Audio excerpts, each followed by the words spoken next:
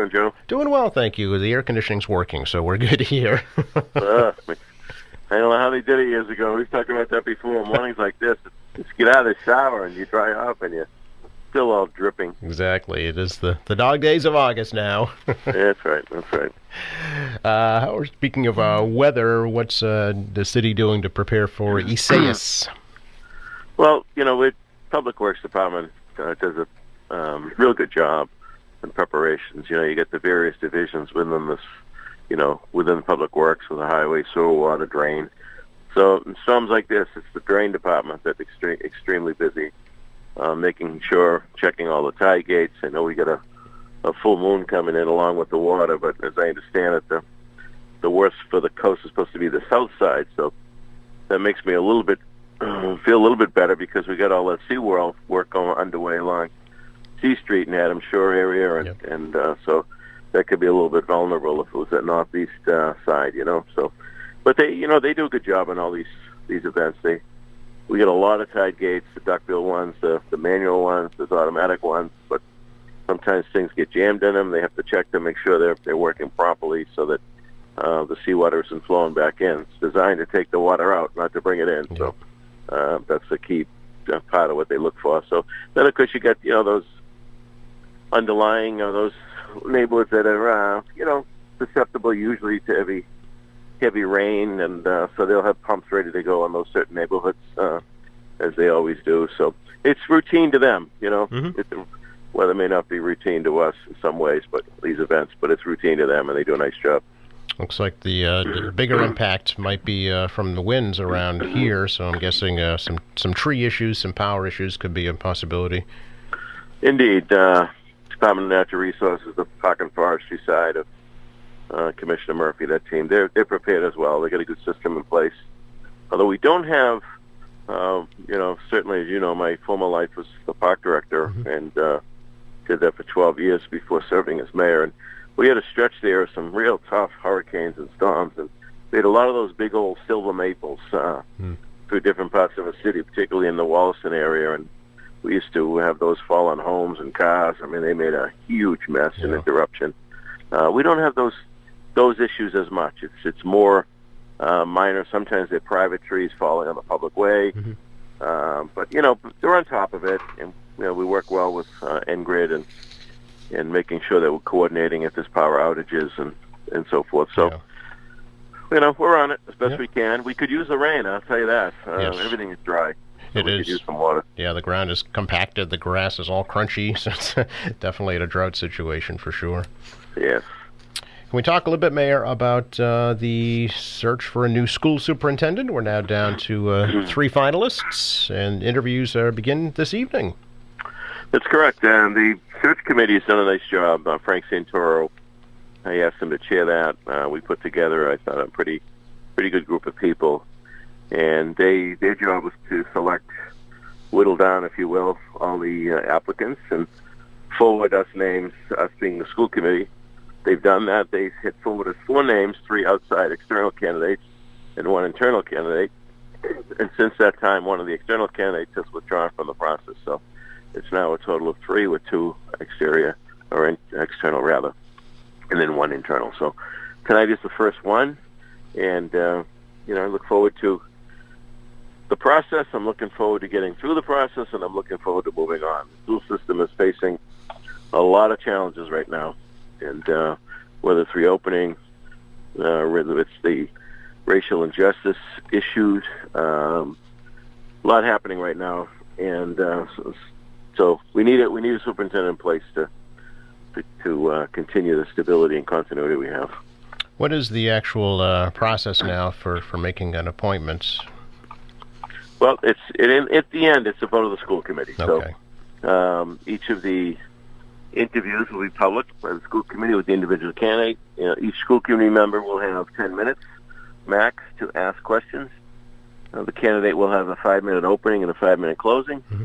And then upon the completion of the interviews, the committee will come together and take a vote. Okay, and right now I know the timeline is hope for August 14th for that vote to be taken. Is that right? That's correct. Friday evening. Yep. Okay, and after that point, what happens? after that, it's negotiating the contract. Okay. And is there a backup in place in case the candidate, for some reason, can't take the job or doesn't want the job or can't come to an agreement? Well, I mean, I got to be careful how I word this, but Yeah. we have had a deputy superintendent for a lot of years who's been doing the job in the interim basis. We haven't missed a beat. Mm-hmm. Him and the superintendent leadership team have done outstanding work. So, if he pulled out, I'd be very concerned, very concerned. But if the others chose not to or pull out, whatever, I'd be very comfortable with our deputy right now. He's on top of all the issues. He was HR director before he was deputy superintendent. He's a school committee member. He knows the system backward and forward, knows the people, knows the leadership, knows how to get it done, and he's a guy, a man of integrity. So I guess you know where I'm leaning, but if something should occur with the other candidates, then he certainly has all the capability and credibility, I think, to continue on as the permanent superintendent. But we'll see how the interviews go, see how some of my colleagues feel about it. You may know, is when I was talking about this in the spring, I had suggestion we do a 1-year interim to give us a little bit of time to figure this all out. And looking back, I think my colleagues would have done that because of all the other issues we're dealing with right now. We've had more school committee meetings in 3 months than I think we've had in 3 years. Yep, I think you're right. Dealing with a number of these issues. So we'll get through it. A lot of work's been done, and I certainly don't want to dismiss any of the work done by the search committee. We've had some, obviously, a number of candidates apply, and we'll see how it goes. Yeah, I think there were 20 applicants at the outset. Yeah, probably was in that range for sure. And then you got to weed through it and see who's really got the background, minimum background necessary to take the job. And search committee did, threw some out right out of the box. Then, of course, they went through the interviewing process and whittled it down further and then forwarded the names to the full school committee. Sure. Does it have to be a unanimous vote, Mayor, or just it does not. No. Simple majority. Okay. Very good. Whoever is selected will be faced with the daunting task of reopening school during the pandemic. What's the current status of that? Give you an answer now, and you can ask me 2:00 today, and there might be a different answer. I know. It's a moving target. I keep saying that, and there's a lot of issues. There's a lot of interest. There's a lot of opinions. Many opinions. I think it would be easier if it was. If the feelings out there, both from the medical side and others, that were a little bit more consistent, but there's different feelings about how to reopen, and the distancing and the social distancing, masks, no masks, HVA systems, how that will have an impact, on and on. I mean, it's we've got some old buildings that will be a challenge to meet the social distancing piece because we've got a lot of kids in some of these buildings. There's some other buildings that probably could meet it. There's other buildings that have, obviously fairly new HVAC systems that bring in, have a nice exchange system, bringing in fresh air and cycling it through. So, public buildings, for example, is looking at every school building right now on the whole issue of HVAC and exhaust air and intake, and how can we make sure that we're bringing in plenty of fresh air and it's getting exchanged in the building. That's just one piece. That's public buildings. So, certainly Kevin Mulvey and his team have been looking at, along with the principals and everybody, every size of classroom, gymnasium, cafeterias. How can we create new classrooms so we're splitting the kids up to meet the social distancing requirements? This is a real tall task, Joe. Yep. And I know in the surveys it's pretty split up. There's a third that want to go fully back. There's a third that don't want to go back at all. There's a third that want to go back on a hybrid way. Right. And so no matter what we do, there's going to be a lot of people that are going to be unhappy with the decisions. But let me say this, that I know I can speak for my colleagues that, we are working very hard with the superintendent's team to make the best decisions with the best information we have. Safety of the kids is first. And, we lost a spring semester, so there's some virtual learning going on. We don't want to impact these kids in a negative way for their whole future by having their development interrupted. So it's a challenge. It's difficult. And of course, I'm talking about the kids, but there's also the other side of the safety of all the staff and teachers and employees who, some of them may be in, certain situations with their own health that could be susceptible. They could have immune systems that are weakened because of other diseases or what have you. So Right. it's a complicated issue, and we're working it. Yeah. We're working it. I guess folks are wondering when they will know. We know what will happen. What's the timeline? Well, there'll be a heavy discussion tomorrow night, Okay. and there'll probably be one more vote before the summer starts. The state could override us, by the way. That's they right. could come in and say, okay, we're going to do this statewide. And certainly Department of Secondary Education has a lot to say about it. Mhm. Ruth Jones will be weighing in. We've got other medical experts weighing in. Stay tuned is all I can say. Yeah. I know that state did allow for delayed opening till September 14th. Will Quincy abide by that, do you think? Well, yeah, we were, they're suggesting a late opening. For us, it's only like a 6-day delay from where we were at. Some people, it's a 10-day delay. Right. I think that makes some sense. Okay. Hopefully, that'll give us a chance for everyone to take a deep breath and Sure. see if we can work this through. Okay. And finally, Mayor, there's a new Yaku in town. There is indeed. Yeah. I New- think I newly just saw closed. I'm sorry?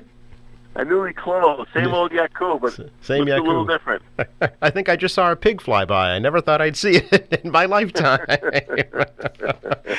Tell us about the process of changing the North Quincy High mascot, if you could. Sure. Well, as you know, this has been an issue that has come up from time to time over the last several decades, actually. I remember the 90s, it was very contentious, and the Department of Justice came in and looked at the whole issue, and we had folks from, various Indian tribes, that's what they were called at the time, indigenous people, we call them today, that weighed in on this. A number of them were for it at the time. So, it comes up every so often. Dr. Yakubi and I have had some discussions, and I know he's had discussions with a lot of people, and we started talking a couple of years ago, and then the artist that drew the original Yaku, which was a classmate of his, Peter Fredrickson, that suggestion to Dr. Yakubian a few years back that maybe it's time we look at a different image. And there's such tradition at North, and there's such a strong feeling for that character. Mm-hmm. Not because it's just the character, but what it stood for, and having Dr. Yakubian associated with it. He's an unbelievable person that's just been giving and giving and giving over the years for people, and just one of the most amazing human beings you'd meet. And so there's a group out there that don't want to see any change. So I'm pleased that Dr. Yakubian felt it was time to take a good look at it. And I think the new look is pretty cool. I mean, it speaks to our history as a city. The Patriots, the Patriot look with the colonial outfit. It's the same old Yaku, no facelift, no touching up. He still looks the same. He looks like he's persevering through it all, as did the Patriots. And we kiddingly said, no Patriots, no president. So you've got one school that's the president's, one school that, whether it's called the Patriots, will be up to the Rob Shaw and the school community. But I know that Mr. Shaw has embraced the new image. I think we all believe and we all know that there was no intention of the old image to really have any negative effect on anybody, not to offend anybody. But, this day and age, people are easily offended. I think if you didn't go to North and you step back and you looked at the image, perhaps it could be perceived as problematic for some. And I think I give Dr. Yakubian a lot of credit for looking at that and saying, okay, it's time we take a look at it. It's time we make a change. And so I'm proud to stand with him and the community. I hope that the North Quincy High community will see the wisdom in it and accept it. What was the mascot before Yaku? Do you know? There was no mascot. Oh, okay. And that was part of the issue. At the time in 1957, it was the Red Raiders, but there was no mascot. Okay. So that's the student body got together with Peter Fredrickson, who was a great artist, and said, "Can you come up with something?" And he asked Alan Yakubian to be his model. Oh, I see. Okay. and that's what happened. That's because at the time there were other Red Raiders. Watertown was Red Raiders. Mm-hmm. 4 or 5 other communities that had Red Raiders, and the Yaku kind of distinguished North from the others. I see. So that's the story, Interesting. Okay. Does that need a vote by the school committee, or is that up to the It community? does not. No. I'm just saying that it's come up to the school committee because people have raised it as an issue. Yeah. But in my memory, in my recollection, we've never voted on any school mascot. I mean, there's a number of schools that have mascots. Mm-hmm. Penguins at Parker, the Admirals at Atlantic, the Eagles at Southwest. Mm-hmm. School committee never voted on that. It was a case of people being offended by it, bringing it to the school committee's attention. I see. That was looking at the Yaku. So it's really it's up to the North Quincy High community, the principal, and whether he'll bring some of the student leaders together. And there's a chance he could keep Raiders. I mean, red is gone. There's a negative connotation with red. Mm-hmm. That's gone. But one could argue that the Colonials, the Patriots, they're also Raiders in some ways. So if the student want to do that, I suppose that's open. The beauty of it is they can, just like they have in the past. I don't know if you've seen the image, Joe, but you can take the jacket off and put a football shirt on it or a volleyball shirt on it. You can put a basketball under his arm. Mm-hmm. There's a bunch of things you can do with it and adjust to whatever sport or whatever event may be at North Quincy High. That's the beauty of it. It's still the same guy, still Mr. Yaku, and, stood for excellence and hard work and perseverance and all those things. And I think that spirit will continue. So he's evolved. He's got a different look to him. I like the tricorner hat. Very, very colonial. Yeah, indeed. It speaks to our city's history, really, Absolutely. Some people may not like that history, but it's our history. Thanks for your time, Mayor. My pleasure, Joe. Have a good one. Thank you. You too. Bye-bye. Bye-bye.